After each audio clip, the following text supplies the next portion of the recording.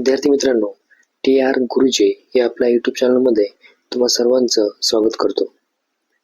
या व्हिडिओमध्ये आज आपण फेब्रुवारी 2025 मध्ये झालेला जो स्कॉलरशिपचा पेपर आहे, त्या पेपरमधील आपण जी तृतीय भाषा इंग्लिश आहे, त्या इंग्लिश विषयाचा आपण पेपर सॉल्व करणार आहोत. तर चला मग.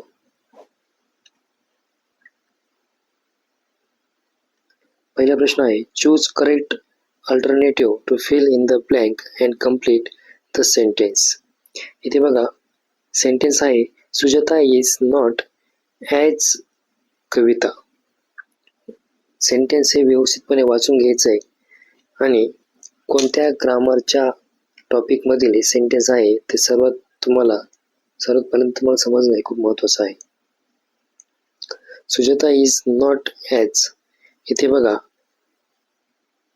नॉट ॲज दिलेलं आहे, त्यामुळे हे वाक्य जे आहे हे डिग्रीचं वाक्य आहे. डिग्रीमध्ये तुम्हाला डिग्रीचे 3 प्रकार पडतात. पॉझिटिव्ह डिग्री, दुसरं आहे कंपॅरेटिव्ह डिग्री आणि तिसरं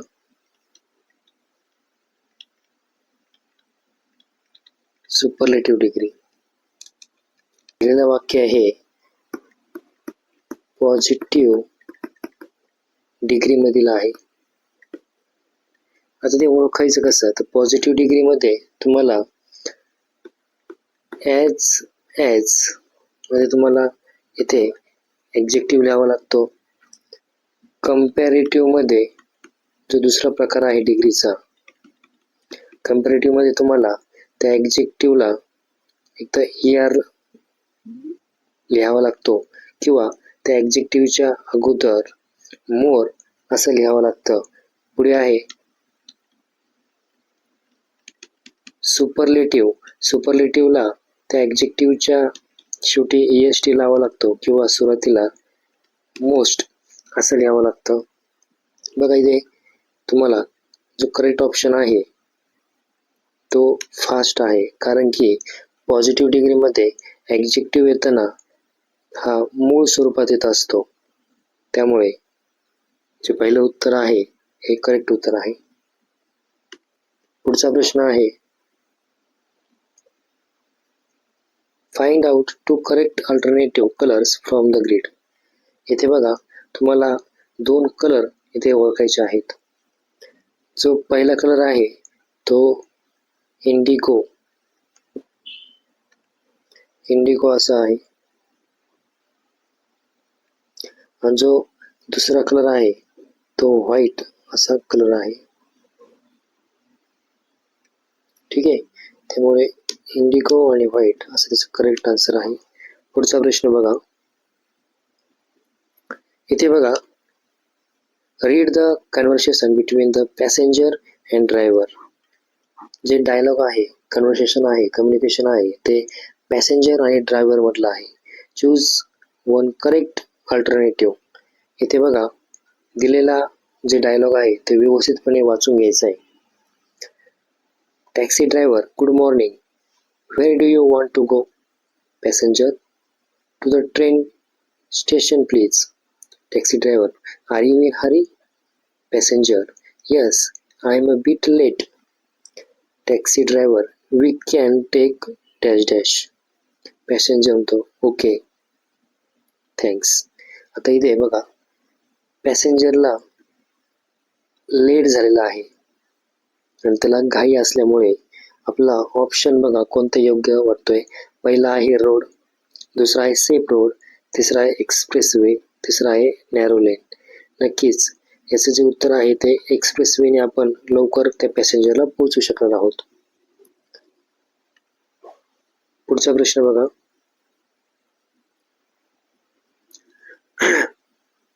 चौथा प्रश्न आहे, given below is note of grandmother and her grandson. बघा ग्रँडमदर आणि her grandson. Complete the note with correct option. Dear Bittu, you know my medical treatment is going on. So please send some dash dash as these are not available here. I have sent you needed list. I am taking a good care of myself. May God bless you. Your grandma. इथे बघा जो दिलेला जे पत्र आहे ते आजीने त्याच्या नातवाला लिहिलेलं आहे आणि नक्कीच हे मेडिकल ट्रीटमेंट विषयी हे लेटर आहे. हे समजणं खूप महत्वाचं आहे. इथे बघा आपल्याला दिलेल्या रकमेसाठी आपल्याला योग्य ते उत्तर लिहायचं आहे. क्लोथेस, फूड, शेल्टर आणि मेडिसिन. नक्कीच याचं करेक्ट ऑप्शन जो असणार आहे ते मेडिसिन हे करेक्ट ऑप्शन असणार आहे. पुढचा प्रश्न बघा.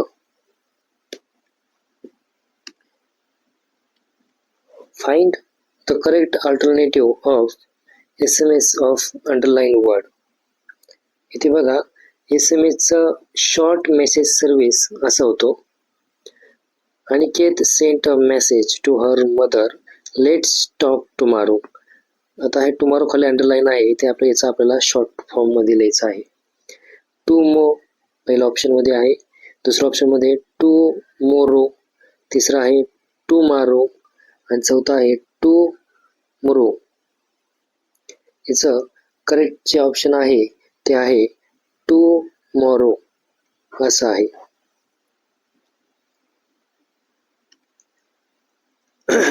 पुढचा बघा प्रश्न क्रमांक 6.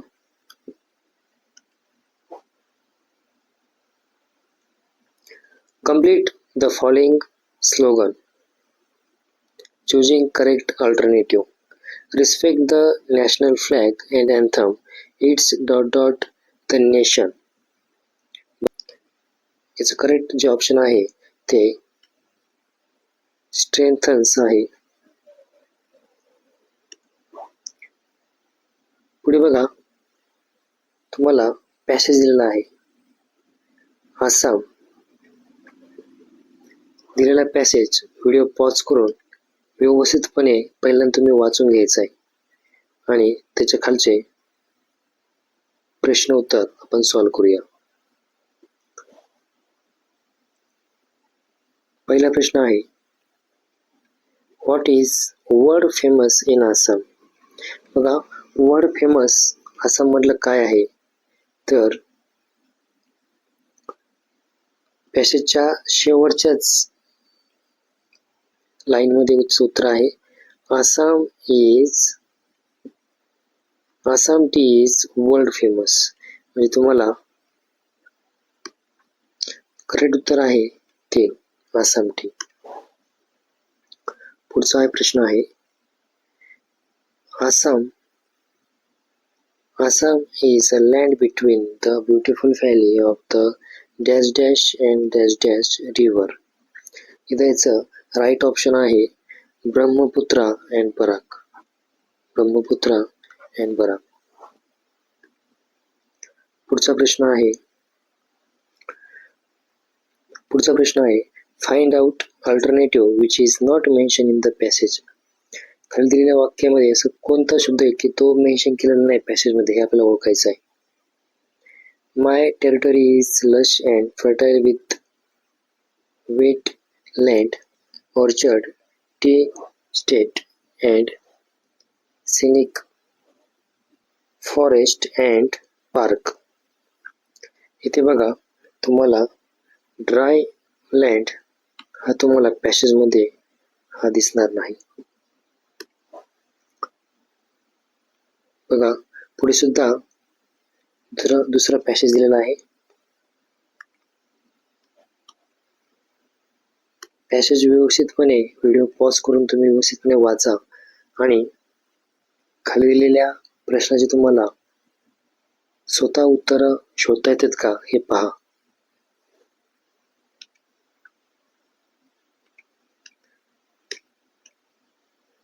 बघा पहिला प्रश्न आहे choose correct alternative. A borrowed book is like ... in the house. याचं करेक्ट आन्सर आहे गेस्ट. पुढचं बघा, complete the web, cannot leave it carelessly.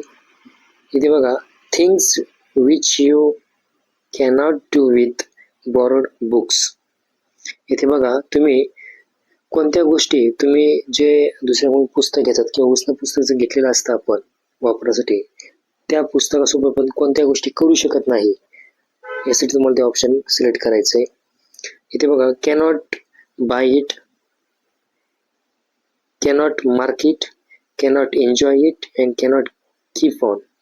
इथे बघा, आपल्याला कॅनॉट मार्क इट, दुसऱ्यांच्या पुस्तकावर आपण काही लिहू शकत नाही, त्यामुळे करेक्ट ऑप्शन 2 असणार आहे. इथे बघा, ग्रामरचं सेंटेन्स आहे, choose to correct alternative of passive voice. इथे चेंज द व्हॉइस या प्रकारचा आहे.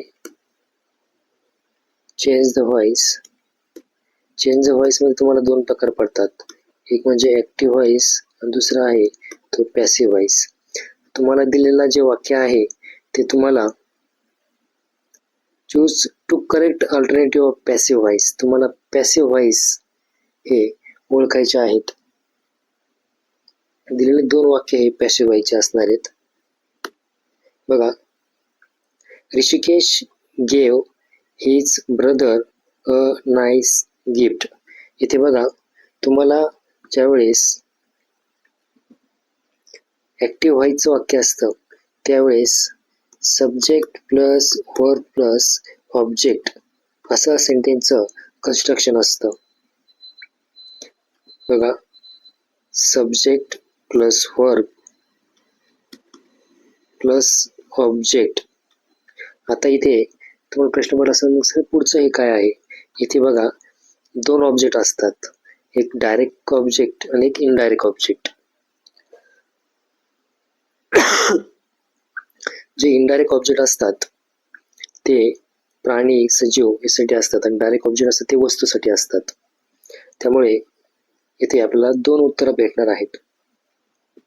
पॅसिव्ह व्हॉइस करत असताना दिलेल्या वाक्याचं object plus helping verb plus क्रियापदाचे तिसरे रूप प्लस बाय प्लस सब्जेक्ट असं याचं स्ट्रक्चर होणार आहे. इथे बघा, पहिलं जर घेतलं नाईस गिफ्ट किंवा हिज ब्रदर घेतलं, हिज ब्रदर घेऊया पहिलं. His brother was given. बघा, जर आपण एक ऑब्जेक्ट घेतलं त्यातलं 2 ऑब्जेक्ट पैकी, his brother was given a nice gift bye Rishikesh. बघा, जो ऍक्टिव्ह व्हॉइस मध्ये जो सब्जेक्ट असतो तो पॅसिव्ह व्हॉइस मध्ये ऑब्जेक्ट होत असतो. ठीक आहे, त्यामुळं दुसरं ऑप्शन आपल्याला सापडलेला आहे. आता अजून एक ऑप्शन आहे, ते जो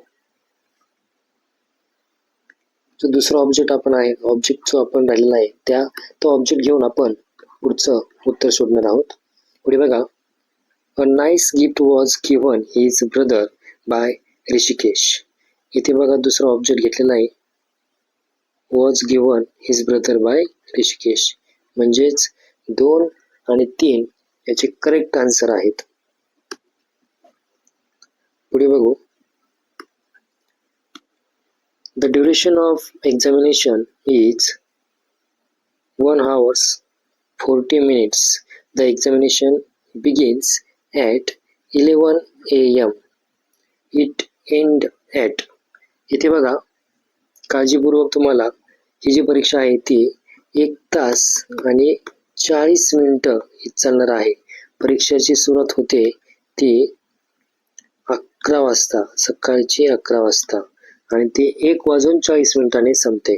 म्हणजे इथे आपल्याला 12:40 ती संपणार आहे. मग इथे आपल्याला 2 ऑप्शन आहेत, एक 12:40 इथे 12:40. परंतु हे समजून घ्या की 12 वाजल्याच्या नंतर AM न राहता PM सुरू होतं, त्यामुळे आपलं करेक्ट ऑप्शन आहे 12:40 PM. ठीक आहे, पुढचा प्रश्न बघूया.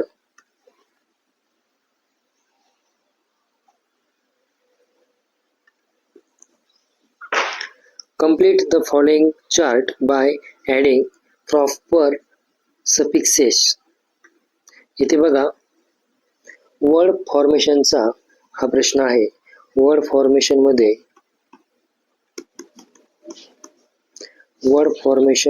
तुम्हाला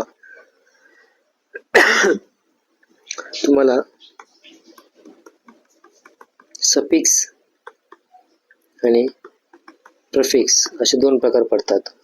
आता नेमके हे प्रकार समजून घ्या तुम्ही. पहिला सफिक्स म्हणजे काय, तर दिलेल्या शब्दाच्या शेवटी, मूळ शब्दाच्या शेवटी तुम्हाला काही शब्द जोडावे लागतात आणि ते शब्द जोडून जो शब्द तयार होतो त्याला सफिक्स वर्ड असे म्हणतात.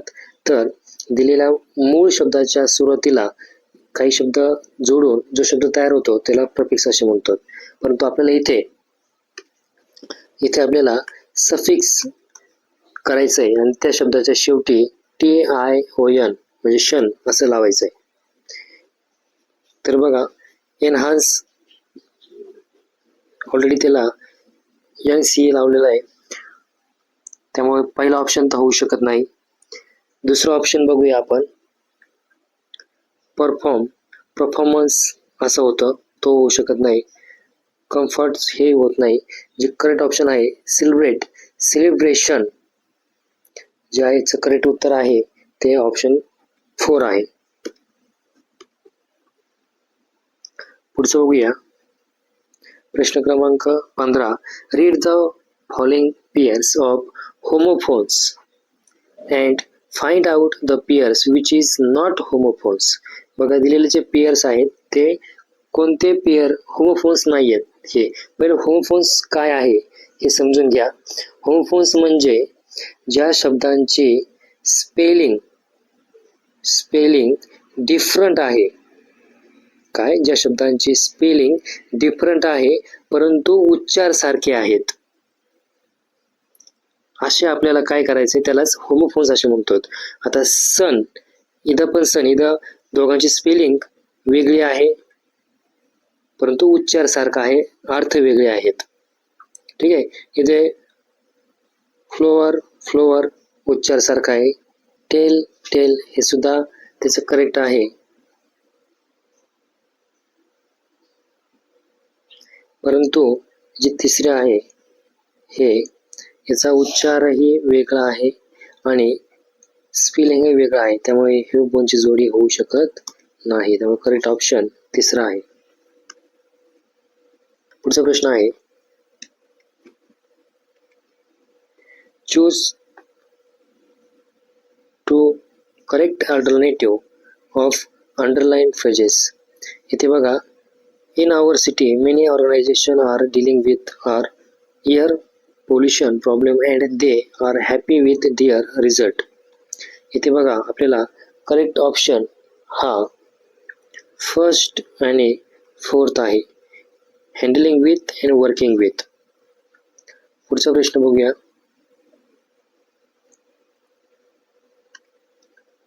Guess the meaning of underline words. Choose correct alternative.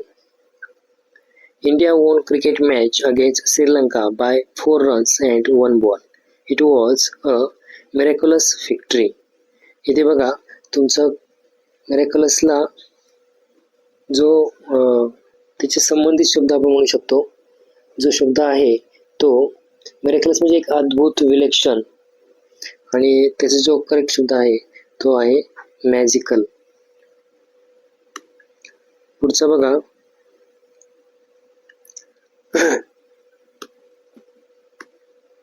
Choose correct alternative to complete the crossword puzzle. इथे आपल्याला क्रॉसवर्ड पझल करायची आहे. इथे ह्याच्यामध्ये कोणता शब्द टाकून अर्थपूर्ण शब्द तयार होईल. व्हिडिओ पॉज करून एकदा तुम्ही तयार करा. इथे बघा, जर आपण H टाकला तर चॅट होतंय. इथे L जर घेतला तर असा हिल होतोय आणि इथे लॅम्प होतोय. त्याच्यामुळे ऑप्शन क्रमांक 2 हा बरोबर आहे. पुढचे बघा. Find out wrongly use word. बघा, रॉंगली म्हणजे चुकीच्या पद्धतीने दिलेल्या वाक्यामध्ये शब्द वापरलेला आहे. तर बघूया आपण कोणता वर्ड आहे तो. Does they go to college every day question mark. इथे बघा आपल्याला चुकीचा शब्द ओळखायचा आहे. ऑप्शन आहे तो डज असा आहे.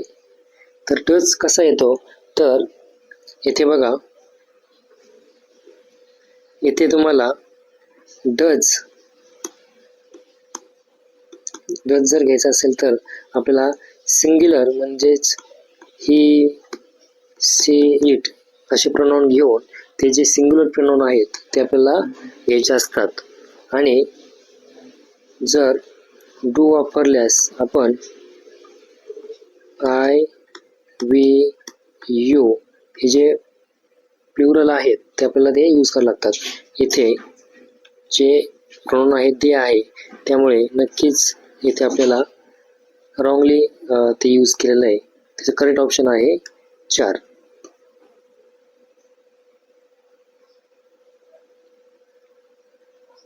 पुढचं बघा, find out the word sentence out, choose correct option. इथे आपल्याला करेक्ट ऑप्शन हा चूज करायचा आहे. इथे बघा, जर बारकाईने जर पाहिलं तुम्ही तर पहिला जर दुसरा ऑप्शन आहे go and bring your notebook, pluck only some of the flowers, fetch a fell off water. इथे बघा सेंटेन्सचे प्रकार दिलेले आहेत. हे दुसरा, चौथा आणि तिसरा हे इम्परेटिव्ह सेंटेन्सचे प्रकार आहेत आणि फक्त जो पहिला आहे तो एक्सक्लेमेटरी सेंटेन्सच्या प्रकारामधला प्रकार आहे. त्यामुळे करेक्ट ऑप्शन हे पहिला असणार आहे. पुढचा प्रश्न बघूया. Find the number of common noun in the following sentence. दिलेल्या वाक्यामध्ये तुम्हाला कॉमन नाउन किंवा कॉमन नाउन्स आपल्याला वापरायचे किंवा शोधायचे. The emperor asked the man to explain the lion's strange behavior. Emperor, man, lions. त्यामुळे करेक्ट ऑप्शन आहे 3.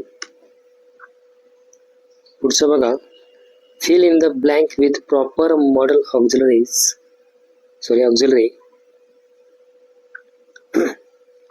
पुढचा प्रश्न आहे 22. fill in the blank with proper modal auxiliary showing the possibility. बघा, खाली दिलेल्या जे मॉडल ऑक्झिलरी आहेत, कोणते मॉडल ऑक्झिलरी ही पॉसिबिलिटी दाखवते. बघा आपल्याला जे कॅन, जे कुड आहे ते कुड तुम्हाला भूतकाळात आपण यूज करतो. जे मस्ट आहे ते आपल्याला बंधन किंवा सक्ती त्यासाठी आपण वापरतो.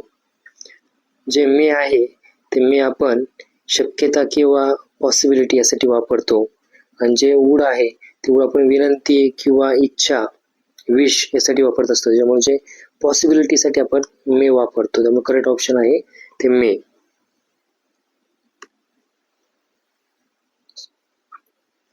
पुढचा प्रश्न बघा 23 आहे. Choose correct alternative.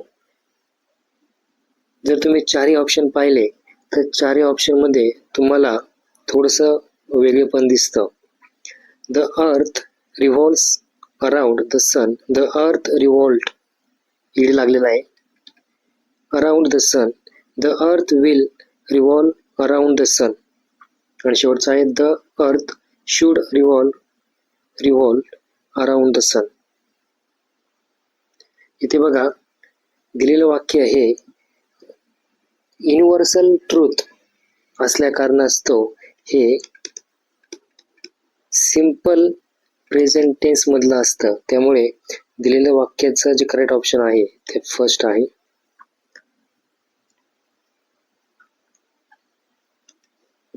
पुढचं बघा, choose the correct sentence past perfect tense. आता पास्ट परफेक्ट टेन्सचं सूत्र बघा काय असणार आहे, तर subject plus had plus V3 plus object. आता ह्या सूत्रामध्ये कोणतं सेंटेन्स हे फिट बसतंय ते बघूया आपण.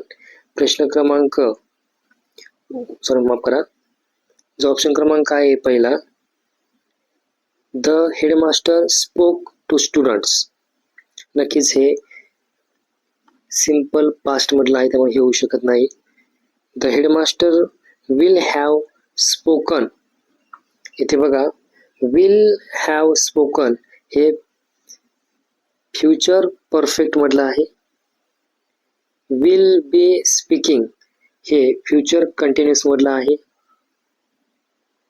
आणि जे शेवटचं आहे ते the headmaster had spoken with 3 आणि ऑब्जेक्ट, म्हणजे ऑप्शन क्रमांक 4.